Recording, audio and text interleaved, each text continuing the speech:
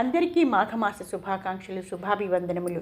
మకర సంక్రాంతికి ఉత్తరాయణ పుణ్యకాలం ప్రారంభమైతే సూర్యుడు మాఘమాసంలోనే ఉత్తర దిక్కు నుంచి తన గమనాన్ని ప్రారంభిస్తారు. పూర్ణచంద్రుడు మఖా నక్షత్రంలో సంచరించే మాసం కనుక ఈ మాసానికి మాఘమాసం అనే పేరు వచ్చింది. సంస్కృతంలో అఘము అనే పదానికి పాపము అని అర్థము. మాపల సఘము అంటే పాపాలను పోగొట్టేది కనుక ఈ మాసం మాఘమైందని పండిత వాక్యం. ఈ మాసానికి అధిపతి సూర్యభగవానుడు.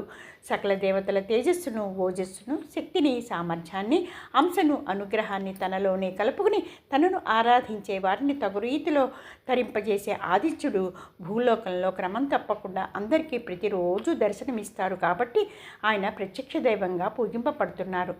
ఈ మాసంలో చేసే మాఘస్నానం అక్షయ ఫలితాలను ఇస్తుంది అన్నది పురాణవచనం. మాఘమాసంలో ప్రయాగ త్రివేణి సంగమ స్నానం చాలా ప్రశస్తమైనది. దానికి 100 రెట్లు పుణ్యం కాశీలో చేస్తే వస్తుంది అన్నది పురాణవచనం. కనీసం స్నానం చేసేటప్పుడు ప్రయాగ కాశీ క్షేత్రాలను తలుచుకున్న అంతటి పుణ్య ఫలితాన్ని ఇచ్చేది మాఘస్నానం. ఈ నెలలో వచ్చే శుద్ధ పంచమి శ్రీ పంచమిగా జ్ఞాన సరస్వతిని కొలిస్తే అఖండ జ్ఞానాన్ని ప్రసాదిస్తుంది. శుద్ధ సప్తమి, రథ సప్తమిగాను సూర్య జయంతిని జరుపుకుంటారు. అష్టమి భీష్మాష్టమి, నవమి మధ్వనవమి, ఏకాదశి భీష్మ ఏకాదశిగాను చాలా పవిత్రమైనది. పౌర్ణిమ మహామాహిగా మాటల్లో వర్ణించలేని అక్షయ పుణ్యాన్ని ప్రసాదిస్తుంది. ఇక బహుళ చతుర్దశి మహాశివరాత్రి పర్వదినం. శివరాత్రి పవిత్రతను వర్ణించడానికి బ్రహ్మదేవుడికే అసాధ్యం, అంత పవిత్రమైనది.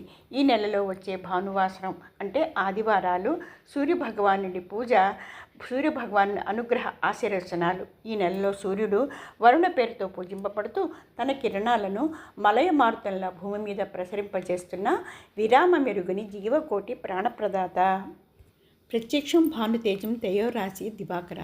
దివాకర, ప్రభాకర, ద్వాదశాదిత్య, బాలభాస్కర, ఉదయభాస్కర, మధ్యాహ్న భాస్కర, మహాభాస్కర. మనసు చిత్తం కరిష్యతి, ఆరోగ్యం ఆయుప్రదాత, నిరోగం సంతానదాత, విద్యర్గం బాలుబంధ దర్శనం.